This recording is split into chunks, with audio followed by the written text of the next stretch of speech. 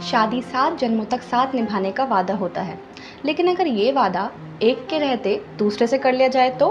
Welcome to episode 3 of loyalty with रिया।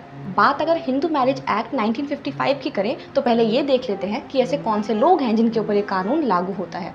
ऐसे लोग जो हिंदुइज्म को फॉलो करते हैं, जो अपने आप को हिंदूज की तरह आइडेंटिफाई करते हैं, या बुद्धिस्ट हैं, जैन हैं या सिख हैं, उनके ऊपर हिंदू मैरिज एक्ट 1955 अप्लाई होता है। इस एक्ट का सेक्शन 5 ये बताता है कि एक शादी के मान्य होने के लिए यानी वैलिड होने के लिए क्या क्या चीज़ें ज़रूरी हैं, जिसमें से कि पहली है एज रिक्वायरमेंट, यानी लड़के की उम्र मिनिमम 21 और लड़की की उम्र मिनिमम 18 साल होनी चाहिए।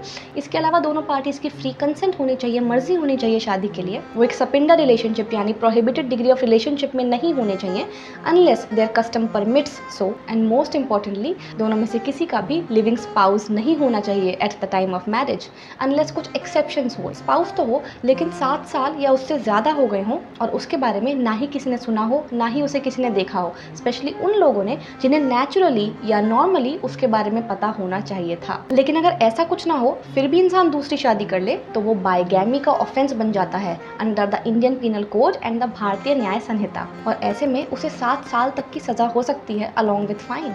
अब एक सवाल जो बार बार पूछा जाता है, और वो ये कि अगर एक स्पाउस के रहते हुए दूसरी शादी करना गैर कानूनी है तो कोई सज़ा क्यों नहीं होती, लोग कैसे अपनी ज़िंदगी आराम से जीते चले जाते हैं। एंड द आंसर इज़ क्योंकि ये नॉन कोग्निजेबल ऑफेंसेस हैं, यानी इन ऑफेंसेस के केस में जब तक फॉर्मल कंप्लेंट नहीं होती तब तक पुलिस अपना काम नहीं करने की। ऐसे केसेस में जब तक अग्रीड पार्टी यानी जिसके साथ गलत हुआ है, जिसके स्पाउस ने बायगैमी का ऑफेंस कमिट किया है, वो या उसका कोई क्लोज रिलेटिव एक फॉर्मल कंप्लेंट फाइल ना करे तब तक कानून कोई एक्शन नहीं लेता। और उसका सिंपल रीज़न ये है कि लॉ चाहता है शादीशुदा रिश्तों की यानी मैट्रिमोनियल रिलेशनशिप्स की प्रिवेसी, डिग्निटी और सैंक्टिटी बनी रहे। So that was it for this episode of Loyalty with Riya. If you have any questions, suggestions or comments to make, feel free to use the comment section and I'll see you in my next video.